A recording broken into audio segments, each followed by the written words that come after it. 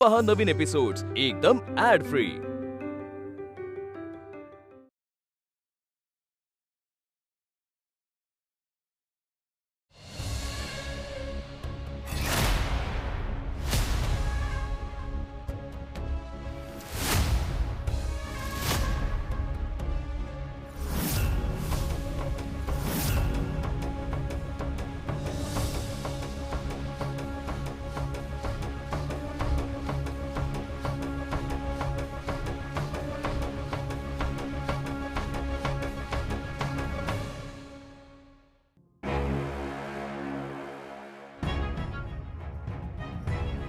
अगं बाई तुम्ही या ना, या आत या।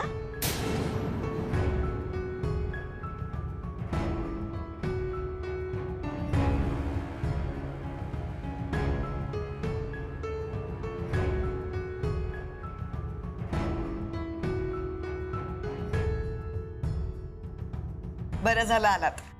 आत्ताच मला सारिकाने गोड बातमी सांगितली।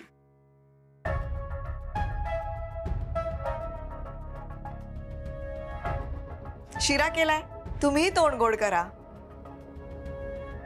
विक्रांतची आणि सारिकाची जोडी छान दिसेल। हो का? खरंच करते ना तोंड गोड। कोणाचं करू? आरतीचं की सारिकाचं?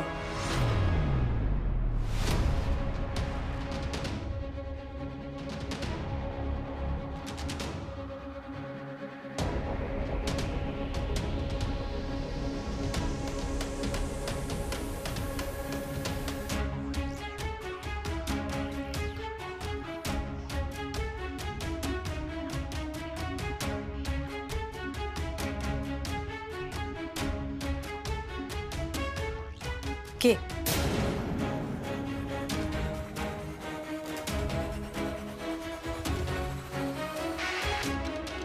अगं बघतेस काय अशी? घे।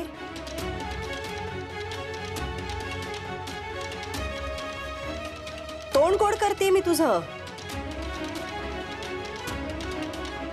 सुमनताई, विक्रांत आणि आरतीची जोडी कशी दिसेल हो?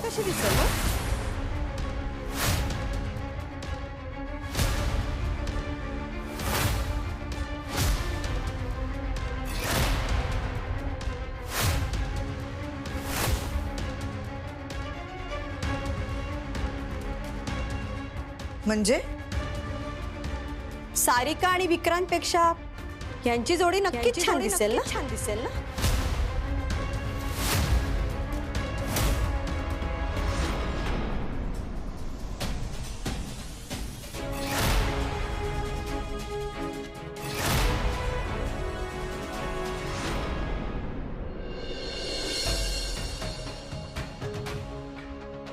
विक्रांत, काय चाललंय तुझं?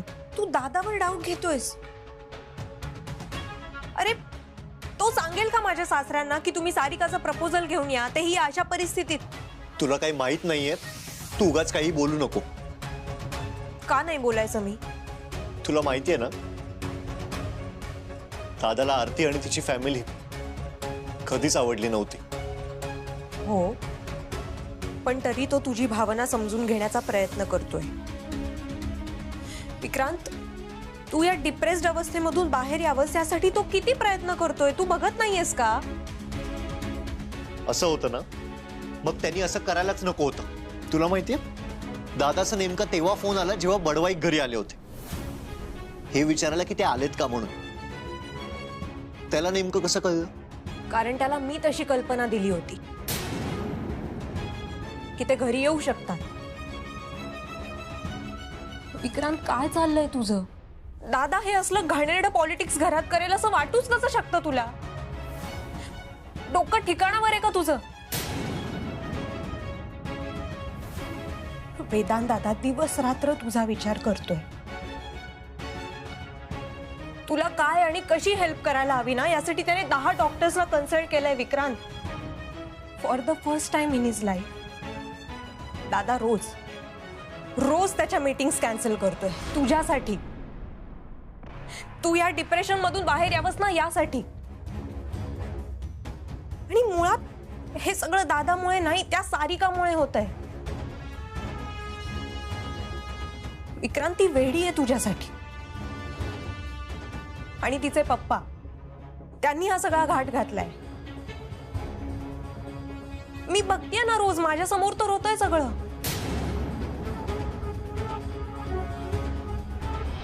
त्यावेळी तुम्ही भावंड घाबरलेले असाल, त्यामुळे वहिनींना काही सांगितलं नाही, हे समजू शकतो मी. पण माझे जुने संबंध आहेत वहिनींबरोबर, त्यामुळे मी कसं खोटं बोलायचं. आणि खरं तर सत्य परिस्थिती कळली तर वहिनी सुद्धा योग्य पाऊल उचलू शकतात ना. आणि उद्या पुन्हा जर अशी चूक विक्रांतने केली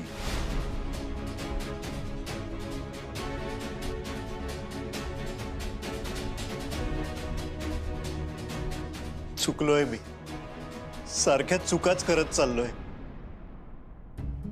मी आता दादाला कसं फेस करू?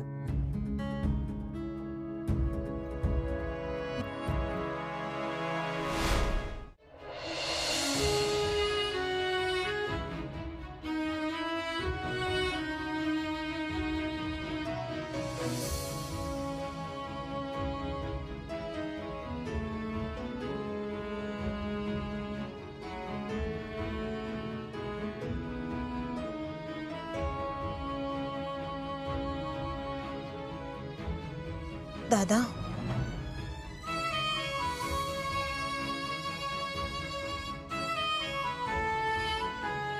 काय झालं?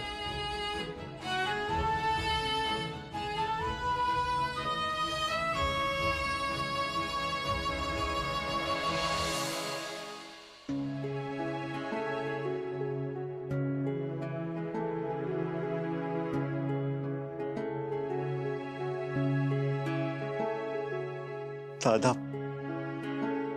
I am sorry. मी खूप विचित्र वागतोय, खूप इम्पल्सिव्ह रिॲक्ट होतोय. आणि मला माहितीये ह्या सगळ्याचा सगळ्यात जास्त त्रास तुला होतोय. मला माफ कर दादा. क्रांत, तू माफी कशाला मागतोयस? I can understand. तू डिस्टर्ब आहेस, पण तुला असं वाटलं की मी असं वागेन आणि मला हर्ट झाला रे. मला वाटलं मी हरलो. नाही दादा, तू प्लीज असा विचार नको करूस. दादा, तू हरला नाहीयेस, मीच चुका करत आलोय. आणि त्याचे परिणाम तुला भोगावे लागतायत. माफ कर यार. सॉरी. पण आता परत अशी चूक करू नकोस. दादा खरंच दिवस रात्र तुझाच विचार करतोय. मी जनरली इमोशन्स बाजूला ठेवून विचार करतो, पण असं पहिल्यांदा होतंय रे. सगळं आउट ऑफ कंट्रोल झालंय.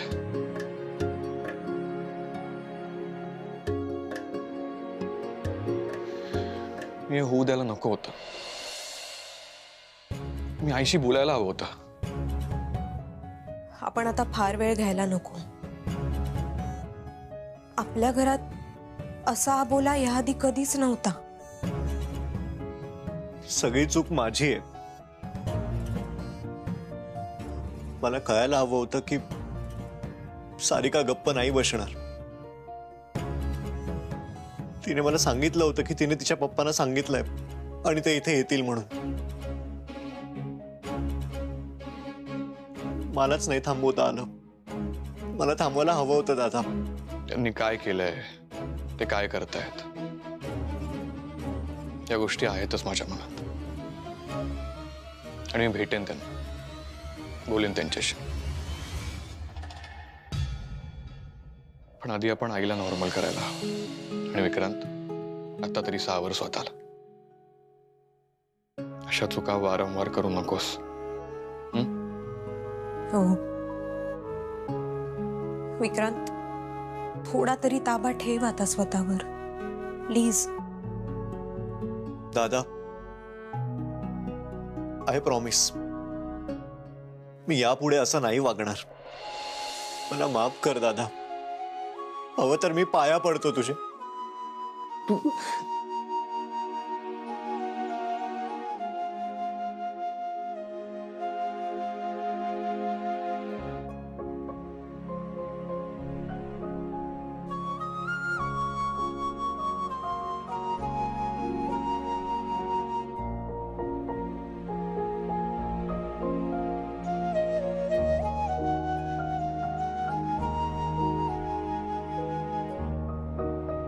दादा,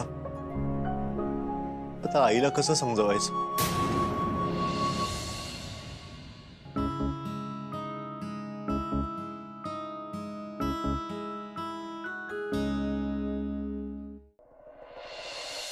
प्रश्न कळला नाही का? हा, कशी दिसेल आरती आणि विक्रांतची जोडी?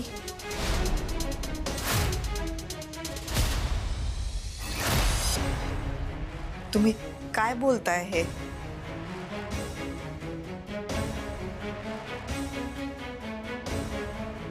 तुम्ही सगळेजण असं काय बघताय माझ्याकडे?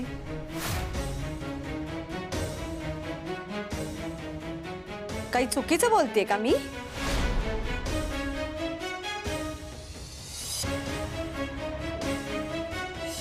बरोबर बोलते ना?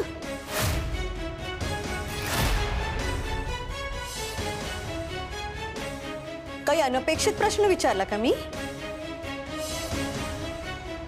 का तुमच्या सगळ्यांच्या मनामध्ये जे चाललंय ते मला कळलं म्हणून धक्का बसलाय?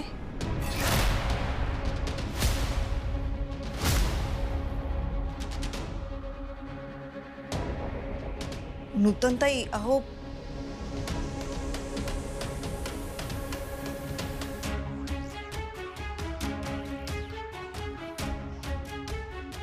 तुला तर धक्का बसलाच असेल, नाही का?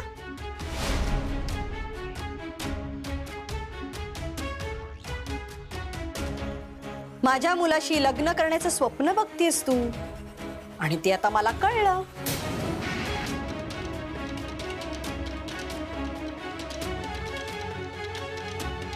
काय?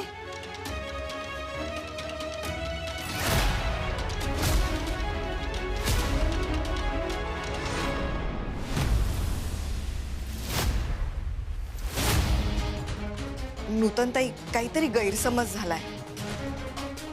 अहो, माझ्या आरतीचं लग्न ठरलंय गौतम घोरपडेशी.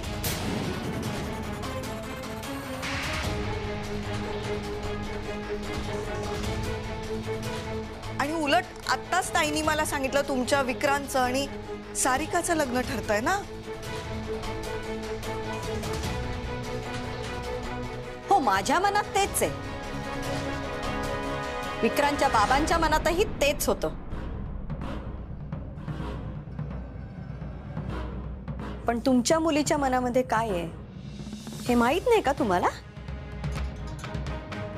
सुमतीताई, तुमच्या बहिणीला खरंच माहिती नाही की माहित नसल्याचं नाटक करतायत?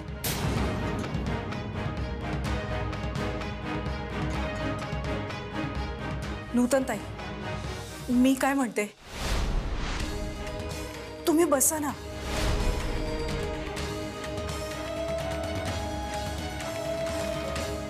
तुमचा काहीतरी नाही, गैरसमज माझा नाही, गैरसमज हिचा झालाय.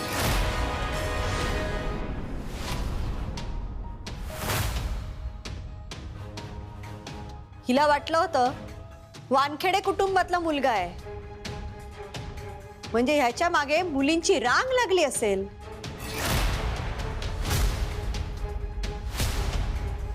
आणि त्या रांगेत आपला नंबर काही लागणार नाही, आणि म्हणून हिने डायरेक्ट उडी मारली आणि माझ्या मुलाच्या मनात शिरली.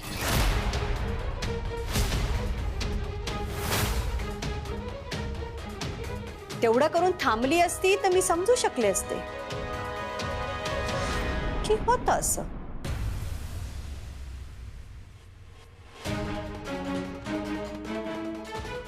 गरीब मुलींना बरेचदा स्वप्न पडतात की आपलं पण खूप श्रीमंत मुलाशी लग्न झालंय.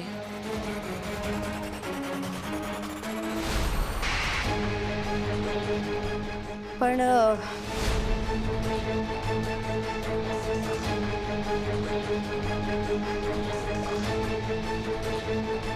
इथे तू गौतमशी साखरपुडा करण्याचा घाट घातलास आणि तिकडे माझ्या विक्रांनी तुझ्यासाठी जीव देण्याचा प्रयत्न केला.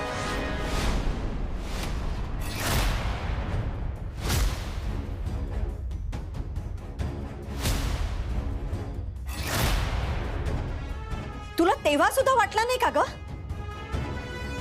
स्वतःच्या मनात काय आहे ते सांगावं?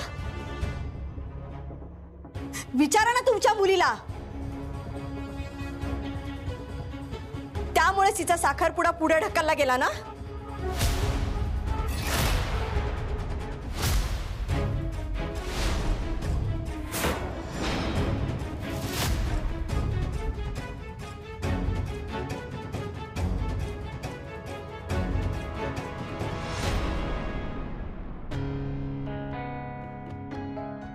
दादा, आई घरात कुठेच दिसत नाहीये. आई आरतीच्या घरी तर गेली नसेल. Oh God. आईचा सगळा राग आरतीवर निघेल. काय करायचंय ते मी करेन. आई आहे मी त्याची. पण आता मी गप्प बसणार नाही. हे सगळं जिच्यामुळे झालंय ना तिला मी सोडणार नाही आता. मलाही तसंच वाटतंय. ती त्याच आवेशात गेली. आणि आईला एवढं संतापलेलं मी कधीच बघितलं नव्हतं. आरतीच्या आईला देखील या सगळ्याची काहीच आयडिया नाहीये. आई त्या सगळ्यांचा खूप इन्सल्ट करेल आणि सगळेजण आरतीला दोषी ठरवतील. दादा, तू प्लीज काहीतरी कर. आपण अमूल्याला फोन करूयात का? तिला विचारूयात ना आपण आई तिकडे आलीये का.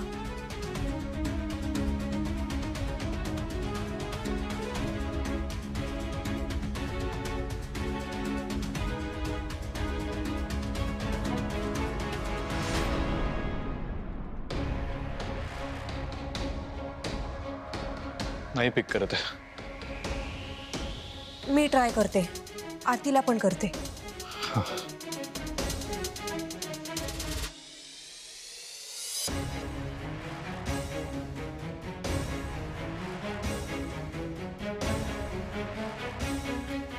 नाही उचलत आहे.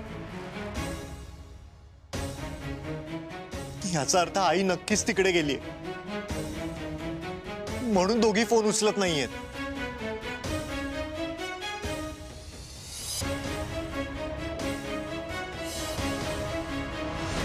माझ्या मुलीच्या लग्नामध्ये तुम्हीच दोघी जणी पुढे मिरवत होतात. तेव्हाच मला जरा सावध व्हायला हवं होतं. पण तू मोठी करवली आणि ती धाकटी.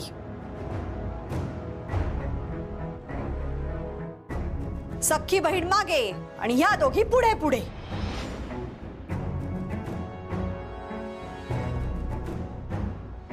तुम्हाला काय वाटलं होतं का तुमचं पितळ कधीच उघडा पडणार नाही?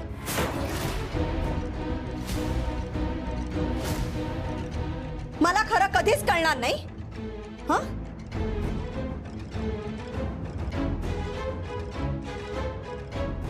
आणि काय ग, वेदांतला हळद लावायला तूच पुढे होतीस ना? का तुमच्या दोघींचा प्लॅन होता तो?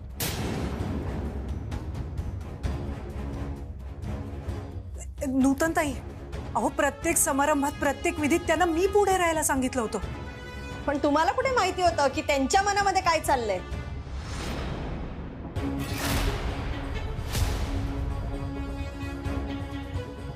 त्या आता संधी शोधतच होत्या.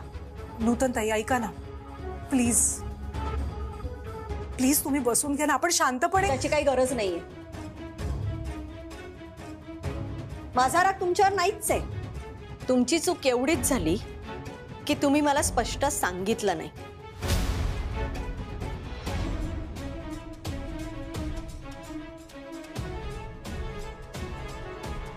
हरकत नाही. माझ्या नवऱ्याचे हितचिंतक आहेत आणि त्यांनी मला सांगितलं म्हणून मला कळलं.